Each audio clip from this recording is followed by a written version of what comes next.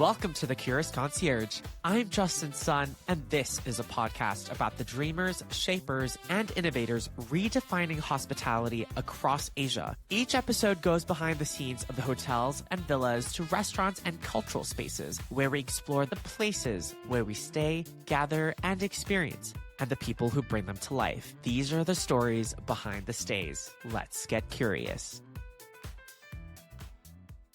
My guest today sits at a really interesting intersection of finance, real estate, and hospitality. For more than 15 years, Ankit Goenka worked in global banking, managing FX rates and derivative flows across India, Southeast Asia, and the Middle East. Then he walked away from that world and started again from a single apartment in Bangalore. Today, he is the founder and CEO of JadeCaps, which operates more than 200 premium homes across India, Indonesia, Thailand, and Dubai through brands like Stay Jade, Red Olive, and Jade PMS.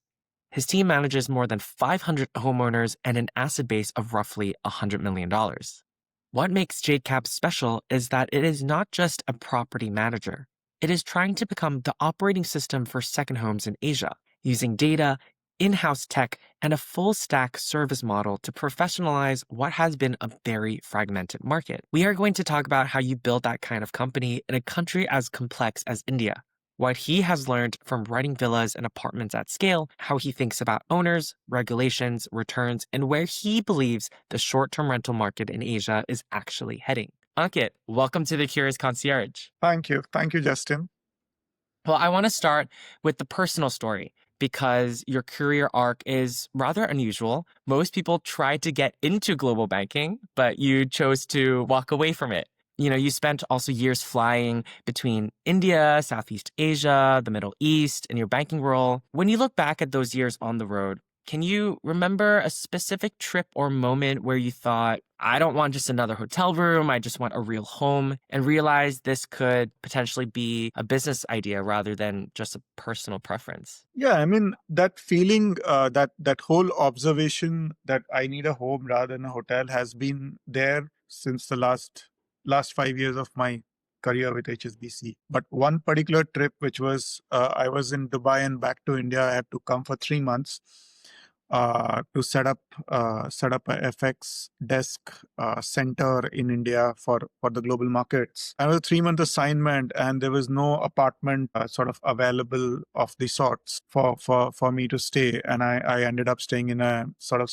hotel room suite with my family, and that was the trigger moment. But before that, I've had multiple trips to Singapore, where you again get small hotel rooms with very little flexibility. Again, travel to Hong Kong, you know what kind of bed size you're gonna get. So these hotel rooms are good as long as the trip is a 1 day or a couple of hours, because you just need the room to freshen up or to just get a 4 or 5 hours sleep, which is kind of a norm in investment banking. But the moment it's a longer trip where you're going to stay for 3, 4, 5 days, and then you want to call your family, and then you want to sort of spend time in the weekend in that particular city, hotels just don't work because there's no flexibility. There is no sort of experience, sort of customization available. And if the company is sending you for a slightly longer 1-2 months duration trip, then you have it. I mean, food is a problem, calling guests over is a problem, hosting someone is a problem. So all of that, I mean, when I relocated from India to Dubai as well, that was a problem, because I was put up in a hotel suite for 45 days. Again, you couldn't call over your colleagues. You're staying alone. You couldn't call over your colleagues, host them, wine them, dine them. You couldn't do so many things that you could have. You end up eating outside food. And then when I traveled back to India for an assignment, same issues. So my view was that largely this thing will get solved globally in 5 to 10 years. Different countries were at different stages of sort of democratizing the whole hospitality business. UAE was ahead of the curve with the government proactively doing a lot of steps in taking measures like that. India was far behind, but the interesting observation was that India, the digital consumption was sort of picking up 2019, 2020. Food delivery was picking up. Uber had become mainstream. So the fact that consumers would want to sort of consume this kind of products digitally was coming to the main front. Supply was a challenge, which is what I felt as well. Plugging your inventory to the platform was a challenge because there was no full stack platform which could do end-to-end sort of work. So all of these led to building up the thesis that this is something which should be done in Asia, with India as the second market. And since then, it's just been a Amazing. Well, it sounds like you were able to turn this frustration into perhaps the first version of JadeCaps. Yeah. What was the very first concrete step you took? Was it one listing? Was it one owner? One city? So first step was to come out of the comfort zone. Yeah. I mean, to imagine yourself coming out of an FX trading, derivatives trading desk and doing something main street calls for a lot of shift in mindset. Dealing with traders in Hong Kong, London, New York, traveling to those kind of places all the time, dealing with a very different asset class to setting up something full stack from the scratch. The first step is always in the mind to prepare yourself for the journey ahead, and then lay it down into different sort of steps that we're going to take it slow for the first 6 months. We're going to go live with 1 or 2 properties in first 1 or 2 months. So the first steps were always comes with a lot of uncertainty. I mean, one might plan a lot of things in advance, but when the rubber hits the ground, the story is always different, especially in emerging market. Moving from a developed market ecosystem to an emerging market ecosystem itself takes a lot of time. The trust systems are very different. The communication systems are very different. The way you speak as a trader, as a banker, versus the way you address people as startup founder is again very different. So the first step was the hardest, I believe. Once that was taken, then of course you've cleared a lot of hurdle for yourself, and then you just follow the process. You go after one apartment, you host it, you go through the grind, you make mistakes, learn, do not repeat the same mistake again. So 1 to 2 to 3 apartment. A lot of people told me first 5 apartments are going to be the toughest, and I believe that was the case. So after 5 to 25, 30 was easy, and then 35 to 100 took a bit of efforts. 100 to 200 seems more easier. Now we are getting geared up for the next sort of 1,000 journey, which is a very different ball game from the initial days, because that needs a more strategic capital allocation, more branding efforts,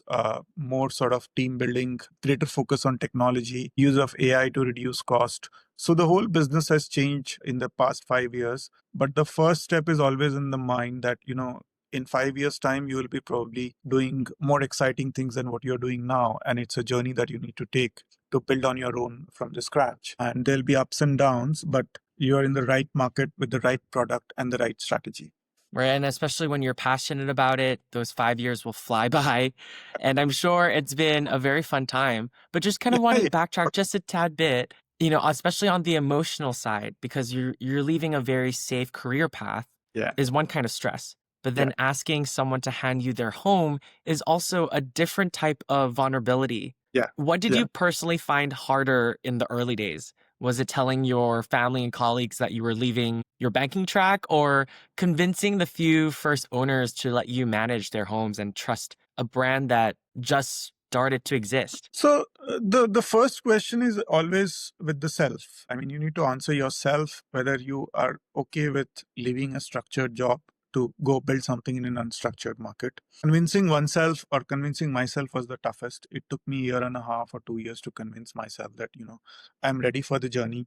And if I don't do it now, it's not going to happen at a later stage, because stakes are going to get higher.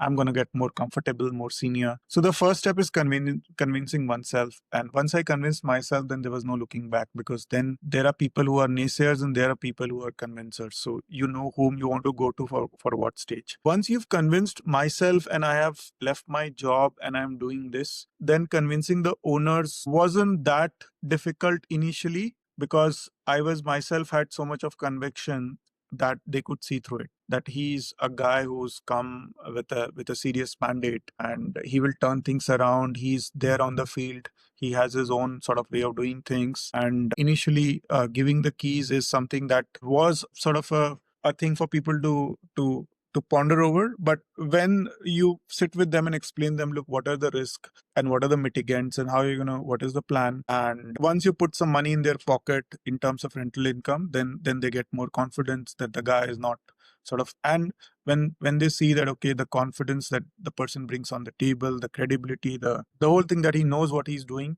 itself is goes in a long way. But and that carries to us even still today, because somebody who is giving us his keys is not just his house. He's technically giving his name, because his name is attached to the house, and anything goes wrong, he'll still be called upon along with us. So that is tough, especially more so in Asia, because regulations are all over the place. The guest segments are also not super mature as in the West. It's a very, very new business. But the markets have evolved. People have realized it's a standard business practice. They use these kind of products when they travel abroad. So they always think, why not in India? So we've come a long way since COVID, actually, with this becoming a mainstream activity. People realizing that it's okay to give the keys as long as you are with the right operator. There are right control mechanism in place. They have the right sort of technology to take care of guests, to take care of the house. The maintenance is institutional level, and they have right to use their house as well whenever they want to. Plus, there's a lot of branding efforts that will go into building the profile of the property also. So as long as the risk reward ratio is sort of skewed in the favor of the owners, they would tend to give us the keys. And I'm sure you guys have been doing a fantastic job with over an asset base of $100 million. There's no doubt that there's credibility in the trust that you've built. Trust is, we want to give the right quality and comfort and right product to our end users, the consumers who book with us directly. So now we have specifications, SOPs, standards, and we are very confident on what we do on the ground. Before we get into the machinery of JadeCaps, I want to anchor the feeling of the brand for listeners. How would you describe JadeCaps in a couple sentences? Now, not as a pitch to investors, but as a feeling you want your guests and owners to have. What would that line be? I mean, it's a trusted home. Just feel like home when you're here. It's not a hotel. It's not a service apartment. It is not a standard cookie cutter Airbnb. It's just a home, and any guest can micro configure it based on their comfort, whether they're staying for 1 day, 1 month, or a year. And that's what JadeCap stands for. I love that. You have described JadeCaps as a consumer play built on a very heavy supply side backbone, I believe I heard in a previous podcast. Yeah. And India is probably one of the hardest places to build that backbone, which is exactly why I think this story is very interesting. So let us zoom out and talk about why India needed something like JadeCaps and why is it so hard to execute there. I think a lot of our listeners, and you mentioned this a little bit, sit in markets like Europe, the States, even other parts of Southeast Asia. And when they think of short-term rentals, they picture Spain, Dubai, Bali, or locations like Nashville and Joshua Tree in the States. And India is not usually the first market that comes to mind, even though the raw numbers are huge. If someone in New York or London asks you, what is the short-term rental landscape in India right now? How would you explain that in simple terms? And what might be some misconceptions people outside of India usually have about this market? It's getting more streamlined now. The fact that people travel to India is there. We have a huge amount of people coming to the country and to Southeast Asia for multiple reasons. Medical tourism is huge. It's one of the best places to get medical treatments done. So we host people from 20 plus countries who come every year for a short to long treatment. Corporate relocations are huge now. We've seen a huge influx of people coming back to the country because there are a lot of opportunities around a lot of areas. And the whole GCC ecosystem is developed so well that it doesn't matter which part of the world you are. A Goldman Sachs Bangalore person is equal to more or less in a Goldman Sachs New York doing the same kind of job. So it really doesn't matter which part of the world you are on. And the whole ecosystem around short-term rental is more need-based because when you relocate, you need something like a home. And there are global platforms which are growing bigger and better. It's a key market for Airbnb in India. It's one of the key strategic markets. They're doing so well that when I came, they had 25,000 listings in 2019. Now it's 100,000 plus listings. So people trust that the trust networks are built super fast, that people book with us to the extent of $25,000 single swipe directly with us or through Airbnb or through some other channel, which is becoming very, very common. So it's the same like when you book a Marriott across the globe, you know that there are certain standards that you will follow. It's the same thing happening in this industry as well with us. When you book a JadeCaps home, you know that they are at par with global standards. And that can be made out from the listings and the communication. So the amenities that we have in our properties is at par with what you get in a New York, whether it's a dryer, whether it's a microwave, whether it's a fitted oven. So you understand these people stand for quality. And then the responses, because some people want to know what is the size of the pool in the property before they book the property, and they're right, because sometimes you book a property with pool and there is no pool. Sometimes you book an apartment and it's like it's not an apartment, it's some other house in some other building. And then villas is the most sort of misused word. They sell apartment as villas because people like to book villas. An organized player like us, these kind of risk is far beyond us. We have thousands of reviews on Airbnb, Booking.com. We are super host across platforms, Genie members in Booking.com. So the booking experience is at par with any global booking system that you can think of. Post-booking guest communication is aligned with that. It's standardized like a hotel because we have our own PMS, booking terminology, guest verification system. So the guest journey till he reaches our place is at par with any other global hotel industry or a short-term rental operator you can think of. And after he moves in, of course, he gets the same experience that he's thought he'd booked. And there's also a thing where we sort of reconfirm with the guest about the things that they look for, and they have booked it, so that we have made them aware that, look, this is what you've booked and you can always shift if this doesn't meet your requirement. Location is a huge problem. Airbnb doesn't disclose location exactly. People find it difficult to navigate. Sometimes they book in an area and where they need to be is very different. So we cross check with them. This is the location. And so there's a bit of engagement that happens after booking as well sometimes, especially for larger values. So these are the things that has happened, which has built the trust systems. People don't see India very, very differently, I would say, when it comes to short-term rentals now. There are people who want to book direct because, you book 2 nights through Airbnb and then you want to stay in the same property for 20 nights. The trust is developed. It's a trusted operator. After 2 nights, you want to extend directly because they are the people who are solving all your needs. And some people have customized needs. Some people need a wheelchair. Some people need whatever. So we understand all of that for stay product, whether it's a staycation or whether it's an urban stay. And being close to customer is what is very, very important for us to deliver the end experience that the customer is looking for. So it's a hospitality tech business at the end of the day. So as long as my team is able to understand what the customer is looking for, preempt his requirement. Hey, do you want us to pre-order groceries for you since you'll be coming late in the night and you're coming with an infant, you may need a bottle of milk. And that's just an aha moment. It doesn't take anything to deliver that. And it's one of the best delivery systems in the world you can think of in terms of online delivery. Making the guest comfortable in the first 1-2 days is where,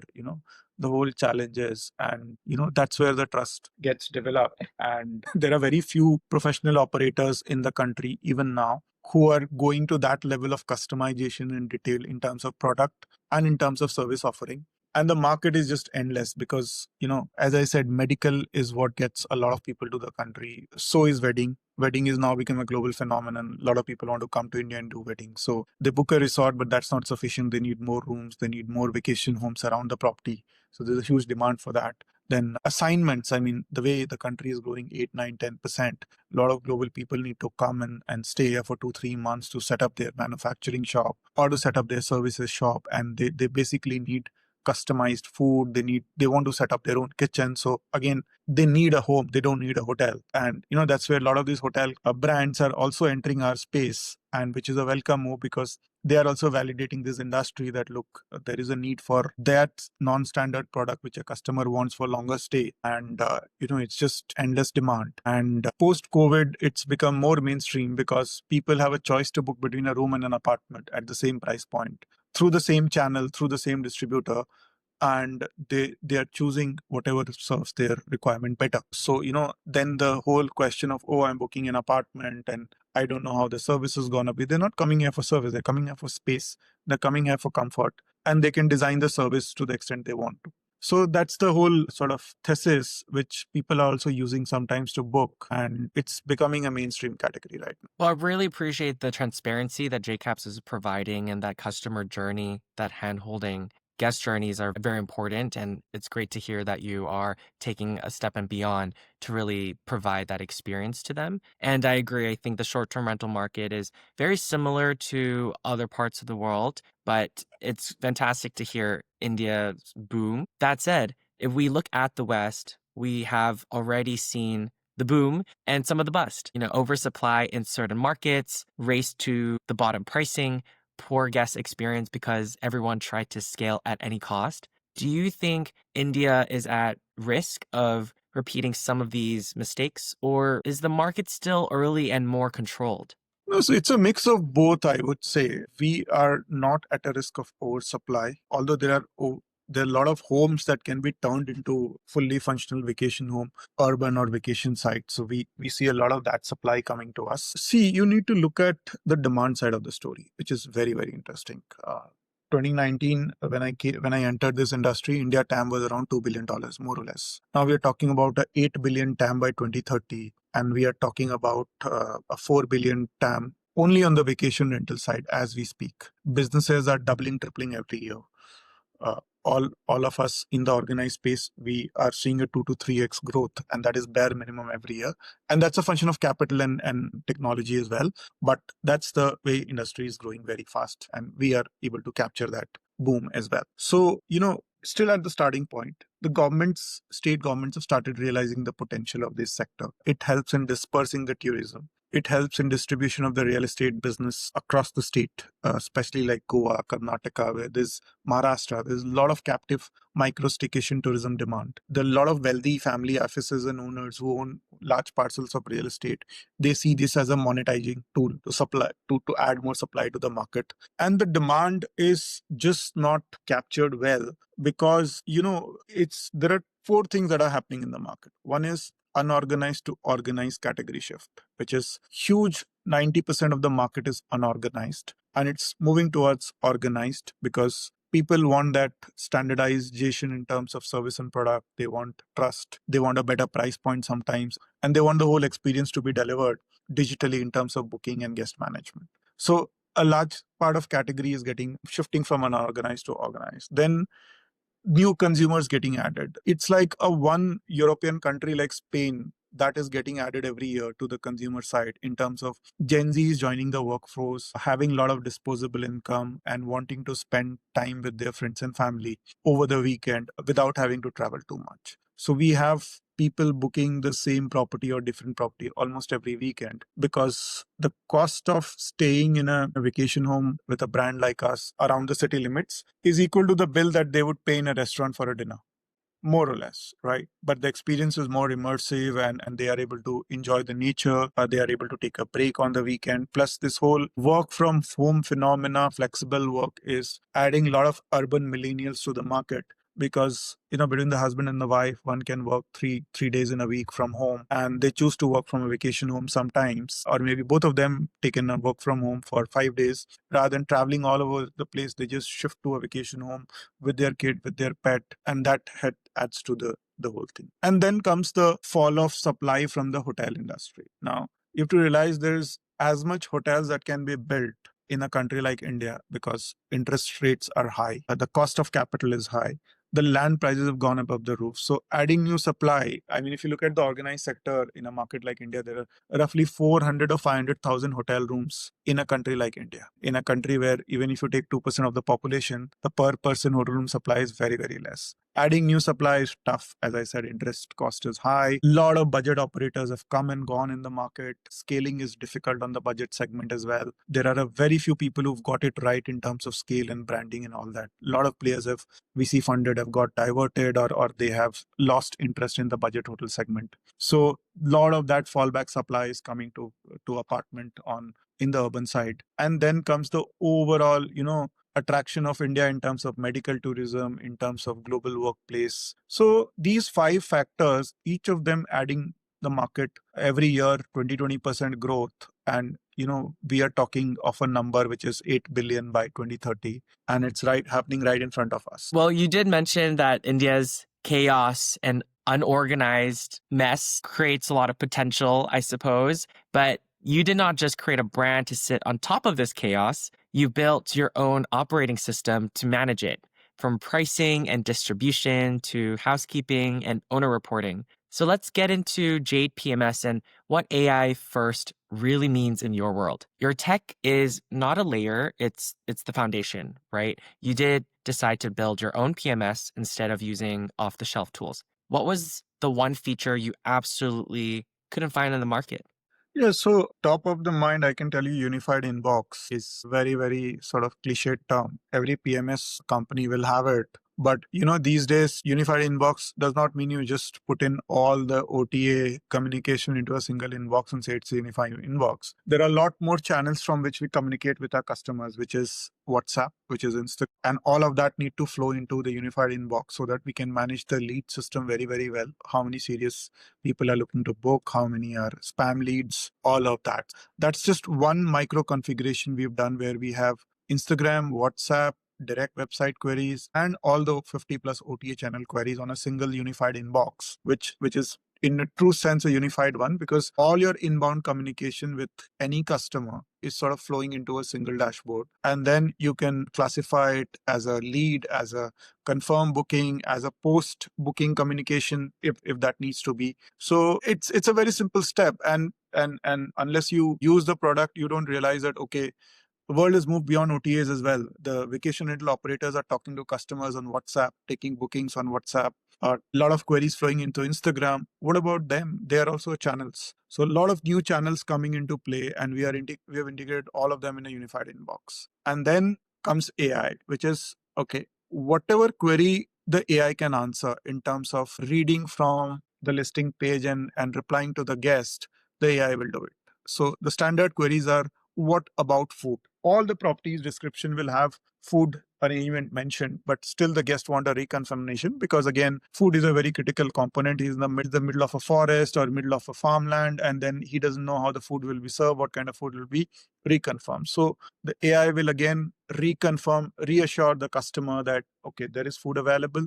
You have three options. You can do this, you can do that, and all of that is mentioned in the listing description. Okay, and then what about housekeeping? What about check-in? Can we check in early? Can we check out late? And these are very, very standard questions which every guest would ask because they want to maximize on the value.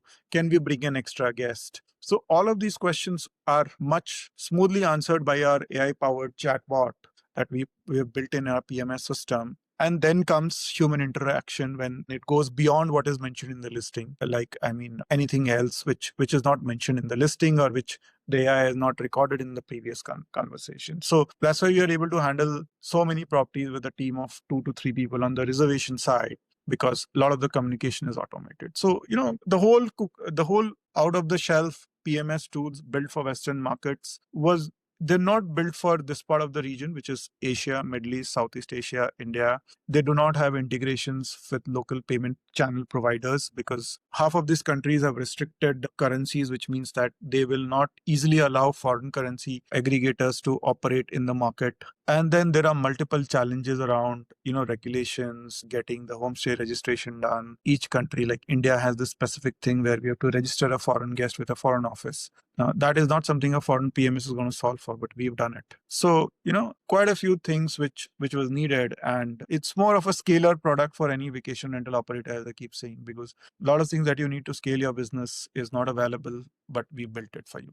Such a dynamic product. Congratulations. It's truly an achievement. WhatsApp, local currency, payment systems. You're absolutely right. I think the West is not considering and building for that. What are some things that you are currently focused on? I recall hearing that you're often busier when there are no guests, because when there's no guests, the system is doing the work. And at JPMS, you guys are all hands on deck and really focused on the numbers. So what does a no guest day look like inside Jade PMS? A no guest day on a property means there has to be deep cleaning, there has to be maintenance work, there has to be painting, patch up work at a property level, because those are the slots that we get when we can enhance the guest experience. So a no guest day means last 3 feedbacks of the guest, AI reads and creates a task on our system that this needs to be done at the property. And if it can only be done on a no guest day, that will get attended to. And plus the entire scheduled maintenance that we have. So our task manager has routine task, scheduled task, on-demand task created based on guest feedback. So all the things that needs to be done, whether it's a deep cleaning, whether it's a kitchen pest control, all of that happens on a no guest day. And the on-site team, the property managers, the caretakers, it's all decided in advance. It's all pre-scheduled. Sometimes the calendars are blocked to do that because you don't want a guest landing up in the midst of a deep cleaning happening. All the administrative work around the property. So a no guest day is something where the PMS is at work, the maintenance team are at work. The pricing team is at work as to, what can we do to enhance, offer a better pricing to the customer? Can we lower the cost? Experience team is at work. Can we add more experience layer to the property? Can we do some more content around the property, showing the new experience layer that we've added? So there's a lot of work around that when we don't have guests. But those days are getting rarer and rarer now. The demand has picked up heavily. We're in the midst of season, and even in off season, we see a lot of customers booking with us rather than hotels because it just makes more economic sense. And India is a very, very value conscious market. So as long as we get the value metric right, we literally have to block calendars for no guest days because there's demand on weekdays, there's demand on weekends, and there's demand from multiple segments or multiple use cases. Definitely.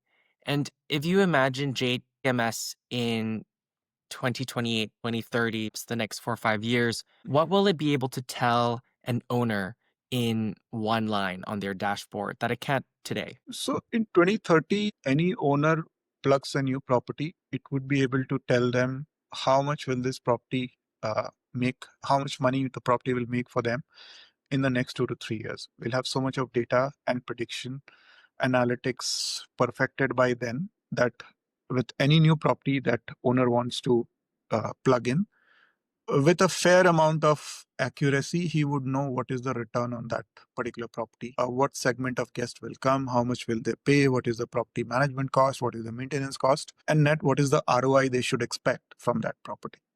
What would you say is the most unsexy but powerful data point that actually moves revenue for you today? I mean, it's a very, very interesting question, but lot of people tend to ignore the lead time of booking, and that is a very powerful data point.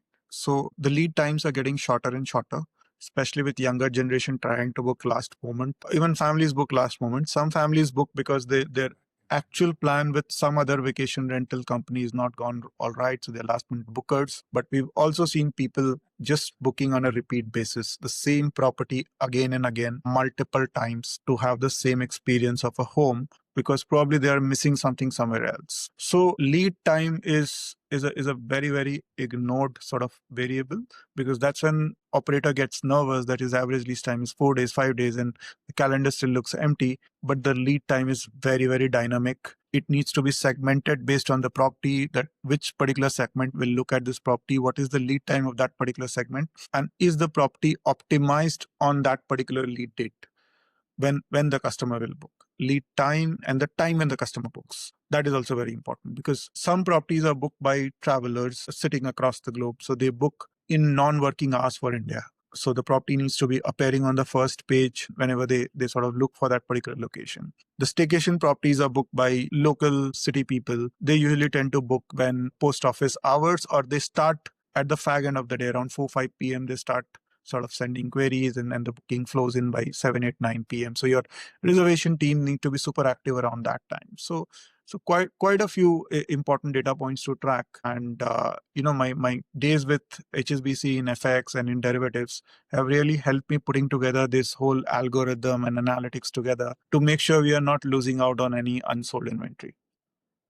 Absolutely. I think lead time is definitely overlooked sometimes, and lead time and the pricing strategy is so key, goes hand in hand, and that's how you fill your calendars. Yeah. Well, since we're talking about segmentation and different types of properties, a lot of operators choose one specific lane, villas or urban stays, but you chose both, which means you are seeing two different Indias at the same time. How do you explain the difference between stage aid and red olive to someone who simply says, I want something nicer than a hotel?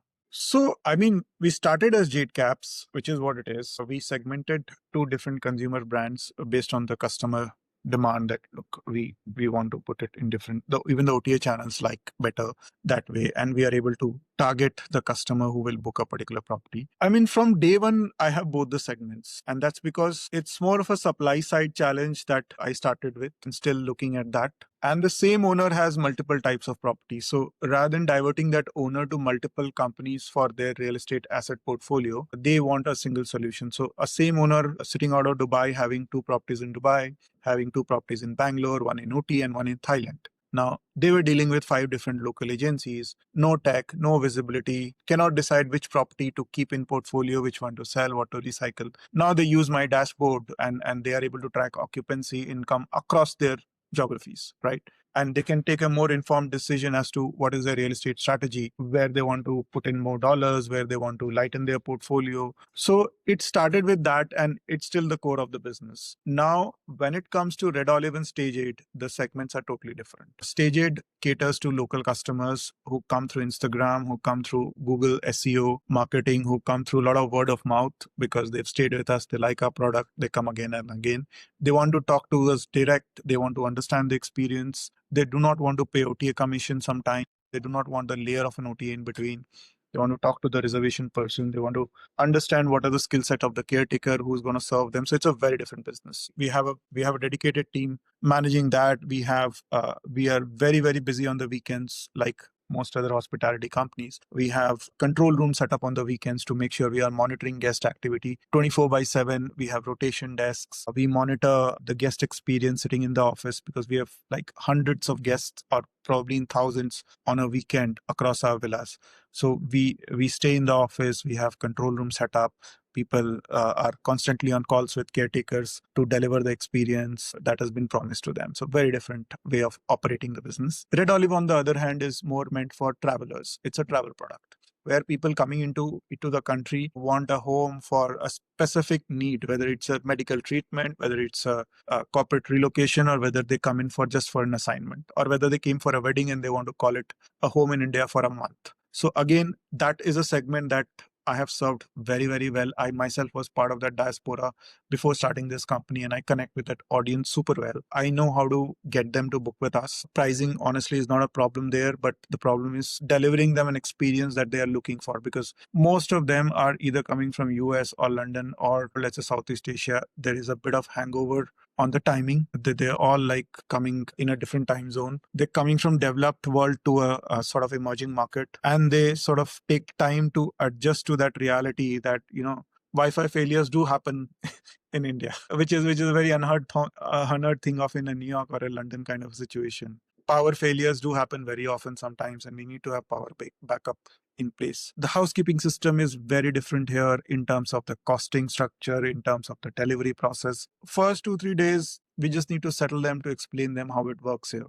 And then once they are settled, they're good to go. They stay for a month and a half. So it's very intense with them sometimes for the first 1 or 2 days, because that the expectation is very different. Otherwise, they would have booked with a 5-star hotel, but that 5-star hotel is not able to serve their needs. That's why they're coming to us, and they expect the same service, same level of hospitality, but the price point they're willing to pay is much lower because the stay is much longer. So different segments. We've mastered both. On the consumer side, we have owners giving us properties on both the segments, and we are able to play the India story much better because there's a huge captive domestic demand that we serve. There's a huge inbound demand for medical plus corporate. And even within the country, there's a lot of relocations happening. People moving from Bangalore to Chennai, Chennai to Hyderabad, Hyderabad to Bombay. All of that, they just book with us. So we have a lot of tie-ups with corporates who have these kind of relocations happening with them. The likes of Google, Dell, Microsoft, you name it, and people from these kind of companies have come and stayed with us for long. We have senior level executives, MDs of Goldman Sachs staying with us for 2 to 3 months when they relocate. We have Bollywood personalities staying with us. We have film stars like Rishabh Pant staying with us for 3 months when he was doing a recovery, because you cannot just recover and stay in a hotel. You cannot just do a recovery from a very critical accident and stay in a hotel. You need a house, you need a good home cooked food, you need to be with your mother sometimes, you need to be with your friend sometimes, and hotel cannot allow you all that. So, we've learned from those experiences and those specific needs and built our service offering around those brands. And both the segments are doing equally well, growing very, very fast, and they have their own sort of demand and supply cycles. Fantastic. And it sounds like you host, you speak to multiple types of guests. Yeah. What would you say are 1 or 2 trends you're seeing with the Indian traveler today? Obviously, villas, homes are allowing Indians to continue to really hone in on this multi-generational travel style, doing festivals together, doing large holiday parties together, etc. But what are you seeing on your end? See, I mean, if you look at the society, Asia in general and India in specific, it's moving from a joint family system to a more nuclear family and then people still want to have have sort of best of both the worlds, I would say. They want to stay nuclear, but they want to be with their parents and probably their grandparents once or twice or thrice in a year. And that's how the homes are also getting built now, because they don't want to stay with their grandparents and their parents, but they want to spend quality time with them. So we see a lot of people booking homes during holiday time, during summer holidays, during winter holidays for 15 days, 20 days with us or with other companies, maybe. I'm not aware of that, but booking with us and then staying with their parents, staying with their in-laws, staying with their so one set of guests are constant, and then people keep rotating. The whole sense of belongingness is very, very strong in the society. It is just that the jobs are spread far apart, and the whole trend of going independent and all, that people are staying nuclear. Largely, if you look at the ecosystem, they still want to connect with their folks, with their cousins, with their acquaintances. So large group bookings are great now. Large groups booking with the same members across different. So one booking with their in-laws, one booking with their parents' side, one with their friends, one with their college friends, one with their school friends. All of that is happening now. Group of 5, 10 people coming every year to meet, and in different groups, taking 1 or 2 days micro staycation. So that is happening, and that's where the villa business is doing really well, because they can stay in a resort, but still at the end of the day, they are only meeting for lunch, dinner, or probably in the shared pool. Here, they're staying together all throughout. They're probably cooking together, or the pet is there with them. So it's a very much more immersive experience, which is what people look for when they book with us. And that is a good trend to welcome. Definitely. And if you had to imagine what India's short-term rental market will look like in 2026, what do you see? Do you think we'll see more villas, more urban long stays, maybe more branded communities? I would say combination. A lot of branded communities are coming. Villa developers are sort of building villas for short-term rentals and vacation homes. Mixed-use developments are coming, where you have hotels, you have residences, and you have villa communities. A lot of supply is hitting the market. I've said somewhere 20-25,000 supply is a very small number in a market like India. New supply, when I say that. So that kind of number is there.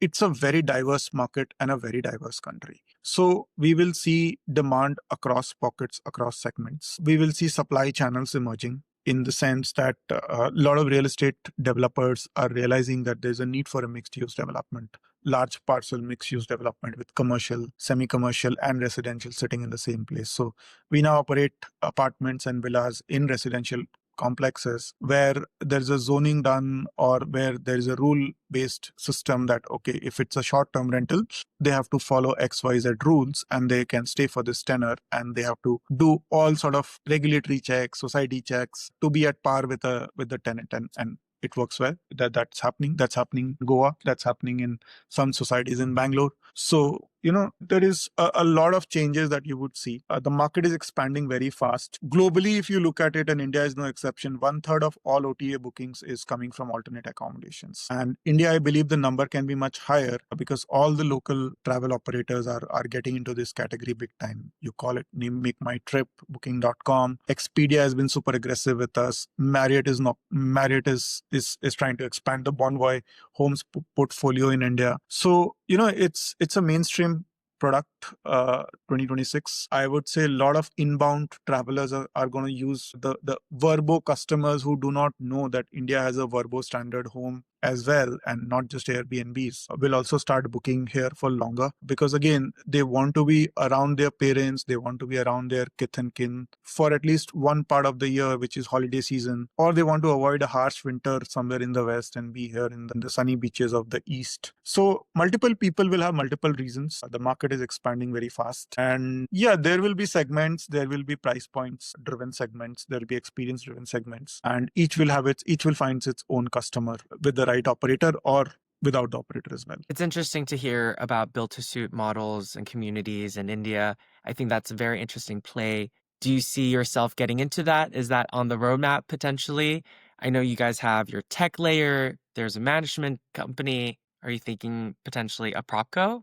anytime soon? Not in the near horizon. We are super busy with scaling the management business, which is growing very fast, strengthening the tech, which is again helping the management business, plus getting a lot more villas in the ecosystem and a lot more owners and a lot more operators as well. So right now we are very focused on that. For us, we want to be hitting a certain amount of profitable operation at a company level in next one and a half years, and we have chalked ourselves to be firstly 1,000 villa operator full stack, 1,000 villa plus apartment operator, which is roughly getting us to 100 crore revenue mark, which is 15 in today's terms, roughly uh, 12 to 13 million dollars worth of top line, with 20% EBITDA. So we want to stay focused on what we built, scale it to a level, and then, we'll look at it when we get there. I mean,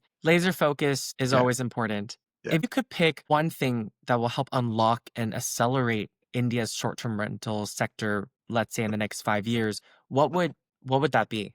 I would say a standardized regulatory framework. Right now, we have state level regulations, so we need to work with different state governments, tourism governments to apply it.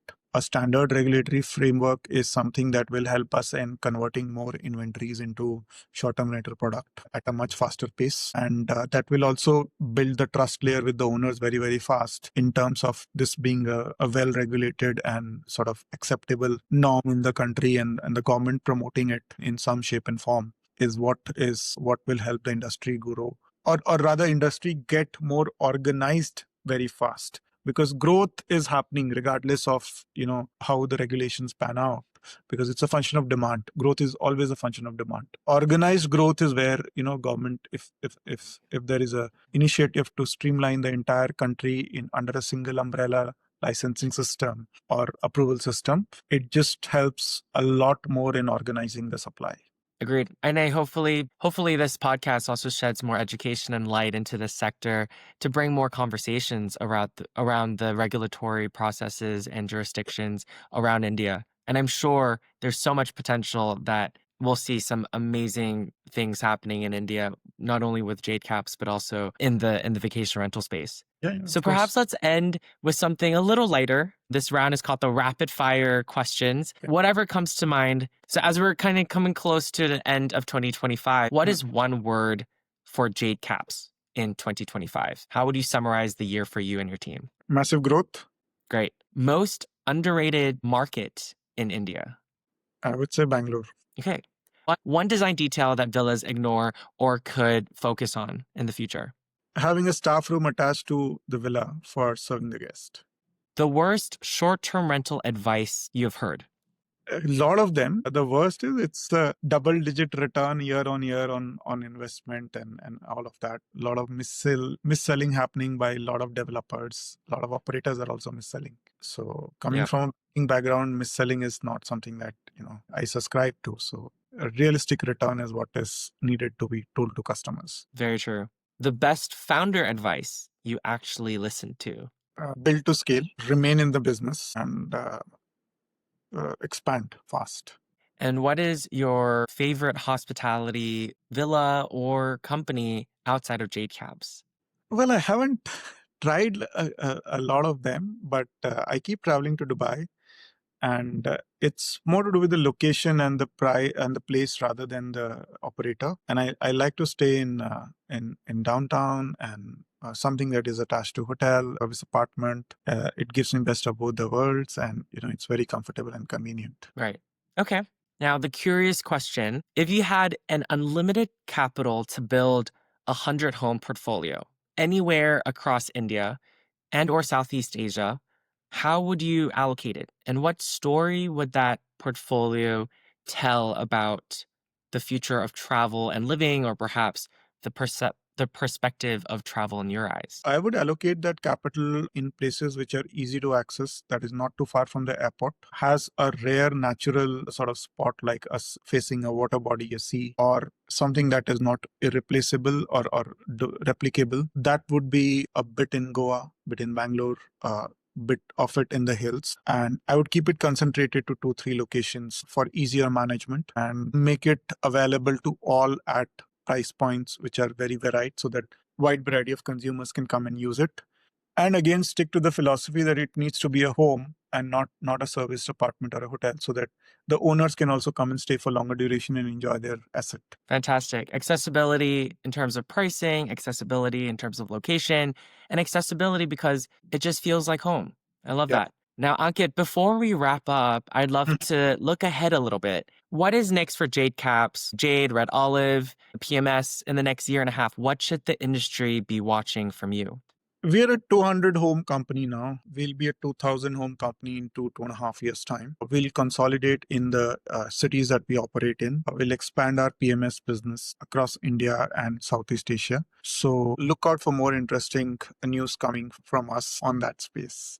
And for any owners listening right now, maybe they've been thinking about turning their villa, apartment, or second home into a short-term rental asset. What is the very first question they should ask themselves before they take that step? I mean, what is the investment required to convert it, and by when they will recover the incremental money that they spend in that? Because they've already taken the larger decision of buying the asset. Now they need to make it ready for guests, which is what we do all the time as well, because most of the asset needs a bit of love and care and attention before we can host guests. So we do that end to end. So we can do the math for them, tell them the investment needed, the payback period, the returns, with a fair amount of certainty given how our models are built. And we can execute it for them as well, the end to end, the conversion, the transformation, and then operating it throughout the life cycle of the asset. The weighing of risks and returns, the true Yes. banker in you. And lastly, where can listeners follow you and the JadeCaps journey? I'll link all of them in the show notes below, but if there's somewhere specific that you're posting or sharing stories, how can listeners find you? So we are very active on LinkedIn, JadeCaps page. We are very active on Instagram. We have Stage 8 page. We have LinkedIn and Instagram are our main channels. We'll be sharing the links with you for listeners to follow us. Amazing. Well, Ankit, thank you for such an insightful, candid, and genuinely energizing conversation. Your honesty about the complexities of India's short-term rental market, your vision for Asia, and the way you articulate the blend of tech, hospitality, and the second home psychology is really special. I know our listeners are going to get a lot out of this. So to everyone listening, thank you for joining us on this episode of the Curious Concierge. We have more incredible voices from across Asia's hospitality landscape coming up. So stay tuned and you won't want to miss the next episode. Until then, stay curious and thanks so much, Ankit. Thank you. This episode is part of a special 6-part series created in collaboration with Short-Term Rental Asia, a regional organization supporting the growth and professionalization of the short-term rental and villa industry across Asia. Together, we're exploring how hospitality in Asia is evolving from design and regulation to technology, sustainability, and the human stories behind the stays.